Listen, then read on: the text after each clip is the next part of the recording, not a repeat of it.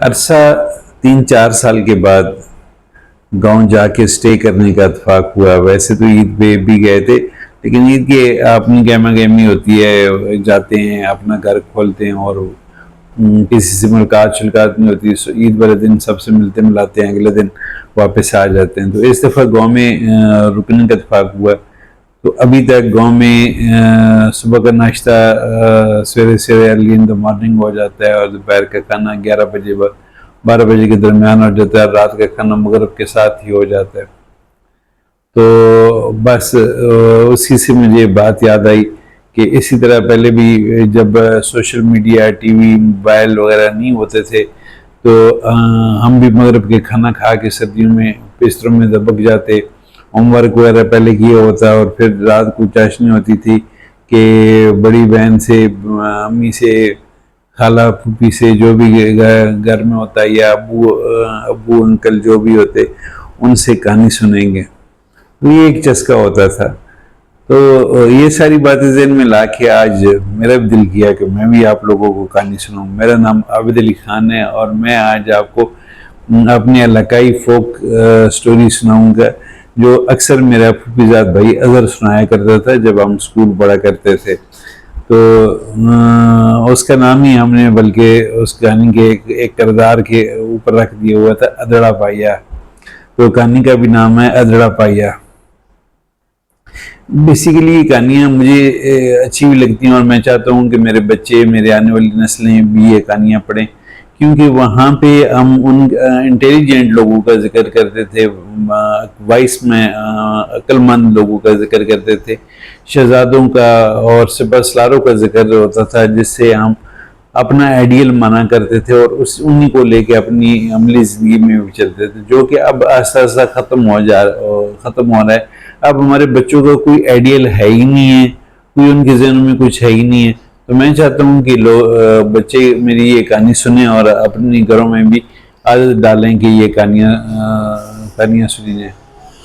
बच्चे बूढ़े सबकी ये कहानी है। इसका गार्डन का नाम है अदड़ा पाया। होता कुछ यूँ है कि एक इलाके का कोई बड़ा होता है, बादशाह होता है। अमूमन करेक्टर बादशाही को दिया जाता है। तो बादशाह होता है इलाके का, और बहुत बड़ा बादशाह। तो वो ऐसे करता है कि उसके माल के साथ ही दरिया बह रहा होता है, और दरिया की तरफ दूसरी तरफ घना जंगल होता है। वो कभी उधर गया नहीं होता है। तो वो कश्ती लेके ना, और अपने फौजी लेके उधर चला जाता है शिकार खेलने के लिए, कि वहाँ पे शिकार अच्छा मिल जाएगा। शिकार खेलते खेलते अपनी फौज से जो है अलग हो जाता है, गुम हो जाता है। शिकार के तो पकड़ लेता है, लेकिन जब रास्ता वापस माल की तरफ आना चाहता है, अपनी फौज की तरफ आना चाहता है, तो नहीं आ पाता, परेशान हो जाता है, अल्लाह से दुआ मांगता है। खैर, किस्सा मुख्तसर करते हैं, तो वो देखते करते आता है, तो उसको रास्ते में एक अल्लाह के वली मिलते हैं जो अल्लाह की इबादत कर रहे होते हैं। उनसे बात करता है कि इस तरह मैं भटक गया हूँ रास्ता, और मुझे रास्ता बताया जाए।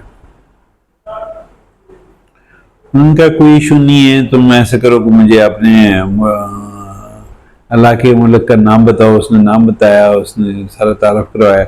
उसने कहा चलो फिर मेरे पीछे पीछे आते जाओ। उन्होंने बैठ के दुआ मांगी और चल पड़े, और करते करते उसको महल तक गए। खैर, फौज भी वापस आ गई उसकी, और बच्चा को उसने, फकीर ने जब महल में पहुँचा दिया, तो बच्चा बड़ा खुश हुआ। उसने कहा हमें खिदमत का मौका दिया जाए। खिदमत के लिए उनको रोक लिया। बड़े जनाब दावत का इंतज़ाम किया गया, जैसे होता है जर्दा पुलाव, तरह तरह के खाने बनाए गए। लेकिन फ़कीर ने कहा कि भाई मैं तो फ़कीर आदमी हूँ, आज ये अगर खाऊंगा तो कल कहाँ से लूँगा, तो लिहाजा मुझे तो कोई दरवेशी खाना चाहिए जो घर की किसी औरत ने पकाया हो। और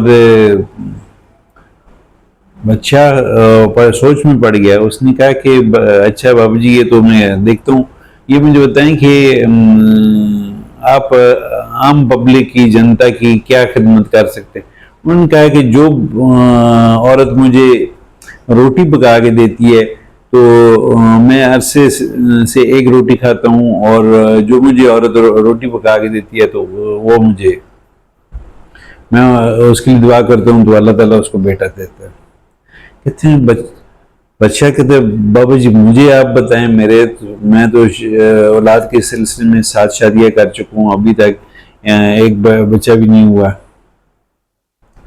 उन्होंने कहा कि ठीक है, आप ऐसे करें, अपनी बेगम को कहें खुद अपने हाथ से रोटी बना के लें, सिंपल रोटी। ठीक है, ये अब अपनी बीवियों को जाके उसने बताया, तो जो तो ख्वाहिशमंद थी तो वो तो फटाफट उठी, उन्होंने रोटी बेली, पकाई और पेश कर दी। तो जो सुस्तरीन थी उसके ऐसे में थोड़ा सा आटा रह गया, थोड़ा सा इतना सा आ गया, तो उसने छोटी रोटी की बजाय एक छोटी गोगी बना के भेज दी। अब बाबा जी ने कहा कि जिसने जिस हिसाब से दिया उस हिसाब से उनको बच्चे मिलेंगे। उन्होंने दुआ की और आगे चले गए, खाना शाना खा के चले गए। 1.5 साल गुजर गया, उनको बच्चा सलामत को 7 बच्चे पैदा हुए। जो 6 तो थे वो तो पूरे थे, लेकिन जो 7वां था वो थोड़ा बोना था, छोटे कद का था। तो बाकियों के सबके नाम रखे गए, ऐसे फसला, राशिद, मनास, किसी का क्या नाम रखा गया, किसी का अजीज रखा गया, किसी का मुदस्सर रखा गया, किसी का आबिद नाम रखा गया, लेकिन उसका जो बोना था उसका नाम जो है अदड़ा पाइया, मतलब छोटा बोना उस वक्त की इलाके की ज़बान की हैसियत से अदड़ा पाइया, इनको में अदड़ा कहते हैं बोने को। तो बोना बोना नाम पड़ गया, अदड़ा पाइया। तो अदड़ा पाइया भी जो है ना वो बहुत अक्लमंद और जनवन किस्म का आदमी था। बड़े भाई ठीक है, सलामत थे, अपने अपने तलवारबाजी में जंगजू थे, जंग के माहिर थे, लेकिन अदड़ा भैया अक्लमंद था। बच्चा जब मरने लगा तो उसने कहा कि मैंने फ़कीर से जो है वो वादा किया हुआ था कि जब मेरे बच्चे बड़े हो जाएंगे तो मैं उनकी अपनी आपकी खिदमत में लेके आऊँगा और आप उनकी खिदमत करेंगे। वो तो मैं तो नहीं जा सका, अपने मसरूफियात में रहा, तो आप लोगों ने मेरे मरने के बाद फ़कीर के पास जाना है। इधर जाएंगे तो उनकी कुटड़ी है, मतलब कोठी है, वो है क्या कहते हैं, चौपड़ी है, उसमें जाना है, उनकी जाके खिदमत करनी। बच्चा मर गया तो ये लोग कश्ती लेके दरिया के दूसरी तरफ चले गए। जब वहाँ पे पहुँचे जहाँ पे उसकी फ़कीर की झोपड़ी थी, तो वहाँ पे झोपड़ी में फ़कीर नहीं था वहाँ पे, बल्कि एक बला बैठी हुई थी, पिचपैरी बला, जो डैन बैठी हुई थी। उससे इन्होंने पूछा, हाँ भाई फ़कीर बाबा किधर गया? तो उन्होंने उसने जवाब दिया कि ऐसा है कि फ़कीर बाबा गए हुए हैं जंगल में शिकार खेलने, उनको इल्म हो गया था तो आपके लिए शिकार खेलने गए, तो आप लोग रात को रुकें और सुबह तक वो आ जाएंगे और सुबह आपकी खिदमत में करेंगे और फिर आप मिलकर चले जाइए। अब सब लेट गए तो अदड़े भाई से उसने पूछा कि तुम कहाँ सोगे? इनके लिए तो मैंने बिस्तर बिछाया। तो उसने कहा मैं तो आले में सोता हूँ। आला होता था, दीवार में एक छोटा सा सुराख बना होता था जिसमें दिया, बत्ती, लालटेन जो भी होता था, चिमनी, वो रखी जाती थी। तो अदड़ा भैया वहां घुस के चिमनी के पास लेट गया। बाकी तो थके हुए थे, सो गए, लेकिन अदड़े भाइयों को कहाँ नींद आए। तो बलान ने जो है डैन ने छुरियां रगड़नी शुरू कर दी, क्रीश क्रीश क्रीश। तो अदड़ा भैया वहां पे डायलॉग बोलता है, की लश्कीनी की मशकीनी अदड़ा पाइया जागना। तो बला पूछती है, कुछ ना लश्कीनी कुछ ना मशकीनी अदड़ा भैया की खाना ते सोना। मैंने मार आती सोने तो पहले जड़ा ना जंगली मुर्गनी यखनी बढ़ा के देनी थी, एक जंगली मुर्गनी कढ़ाई बढ़ा के देनी। चली जाती है, जाके जंगल से मुर्गे लाती है, एक की यखनी बनाती है, एक की कढ़ाई बनाती है, उसको खिलाती है।